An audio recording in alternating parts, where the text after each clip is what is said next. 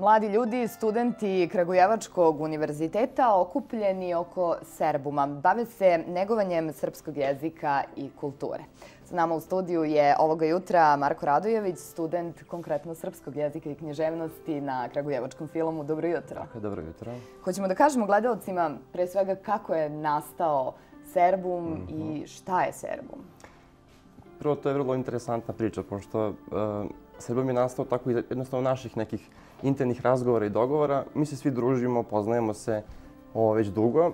Neki su bili u istoj osnovnoj školi, neki su bili u istoj gimnaziji. Trenutno smo na fakultetu, većinom nas, koliko nas ima, pošto nas je mali broj, to je opet jedna druga tema koju ćemo kasnije. Dakle, nas je 5-6, svi smo sa Filuma, jel te, fakulteta bez zgrade, to je aktuelno. Mi smo tako pričali o nekim stvarima i shvatili smo da ne postoji, na primjer, nikakva organizacija, ne postoji nikakav sajt, ne postoji ništa što mladi ljudi rade konkretno, a da je to vezano za kulturu, da je to vezano za istoriju, tradiciju, jezik, sve je to malo udaljeno.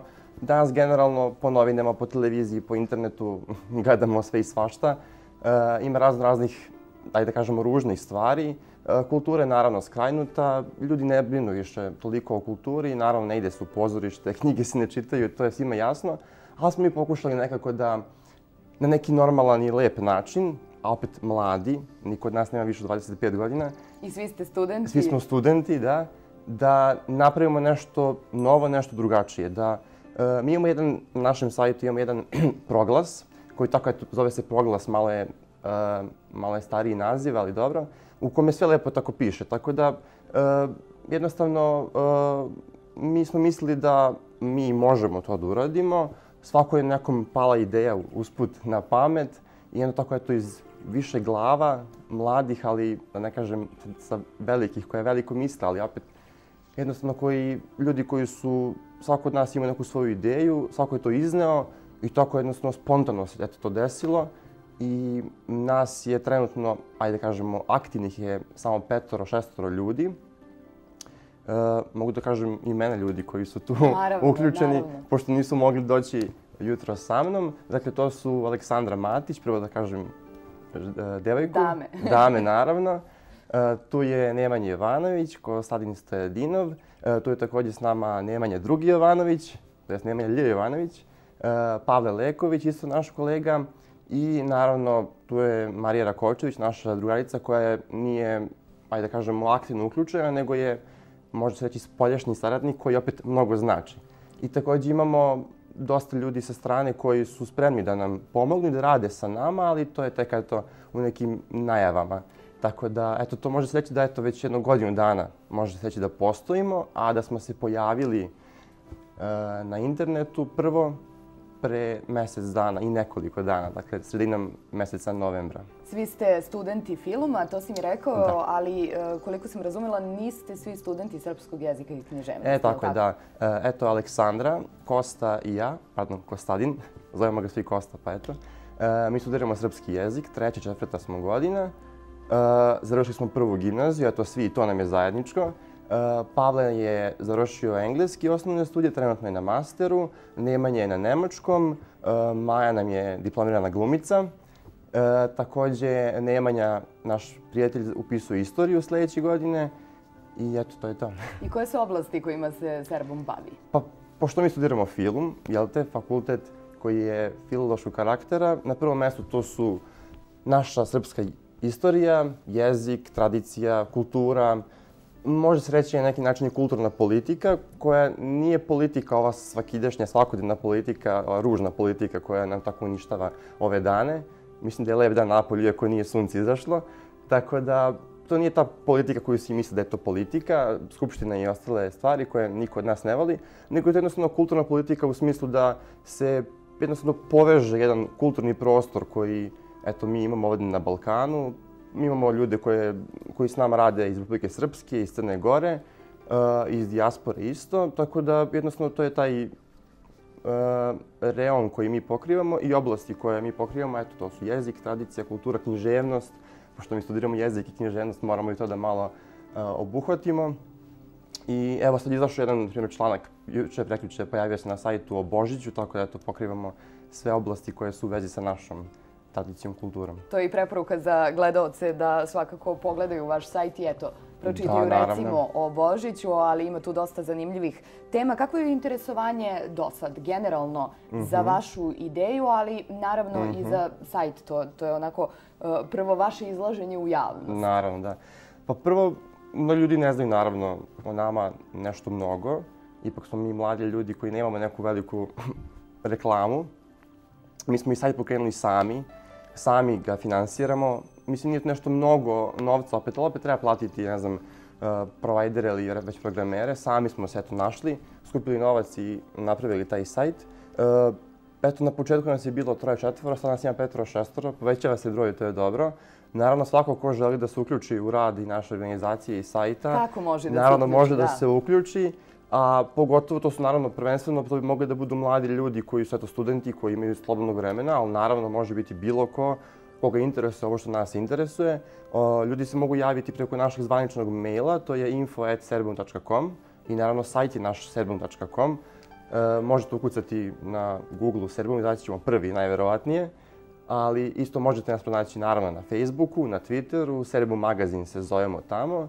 Naravno pišemo ćirilicom, tako ćete nas lakše naći. Je li imate podatke uopšte koliko je posjećen sajt? Pretpostavljam da znate otprilike. Otprilike imamo podatke, ali otprilike o tome se ne priča. Pa onda ne bih sada bratam podacima, ali mogu reći da je posjećenost nama na vrlo zavidnom nivou. Tako da smo mi jako zadovoljni. Ljudi koji se bave tim programiranjem i tim svim stvarima, IT stvarima, i da kažemo malo engleski, oni su rekli da imamo jako lepu posjećenost i da imamo posjećenost tipa, eto, prosječnu koja je veća od nekih sajtova koji duže postoje od nas. Mi postojimo mjesec dana samo, a već imamo posjećenost iz mnogih država sveta, ne samo iz Srbije.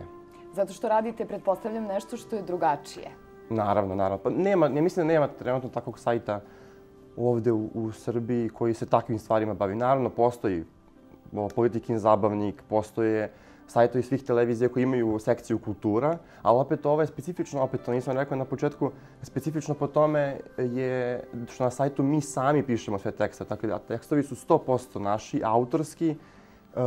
Normalno ubacimo mi po neku vest koju ne možemo sami napisati, ne znam, Miki Milović dobio nagradu neku, opet to nema šta da se smisli, to uzmemo sa sajta pa napišemo dakle se preuzelo, naravno to svi rade, ali 99% tekstova su naši autorski, to je, mislim da je najveća vrijednost svega ovoga, što jednostavno umemo da, eto, ništa umemo da napišemo nešto, nego nešto, ta velika želja koja se nalazi u nama i možda ta mrvica kreativnosti je napravila to što je napravila. Trenutno da imamo dovoljan broj tekstova, da imamo nekoliko oblasti na sajtu, ljudi mogu vidjeti kad odu na sajt, serbum.com, jel te? Malo se sekcije zovu drugačije nego što je inače. Imamo letopis, imamo koji je trenutno, ja mislim, najčitaniji, tako da u njemu možete pročitati veliki broj tekstova koje smo pisali svi mi. Dakle, ne piše jedna osoba jednu oblast, nego jednostavno svi pišemo sve, kad god ko može i kad god je ko u mogućnosti da napiše tekst. I u skladu sa sferama interesovanja. I u skladu sa sferama interesovanja. Pa da, eto, nama sa filmom su prvi tekstovi bili u jeziku, na primjer. Naravno. Našem jeziku, na internetu, o pravopisu, o tome kako ne vodimo računa o jeziku, a trebalo bi. Tako da, eto, to je to.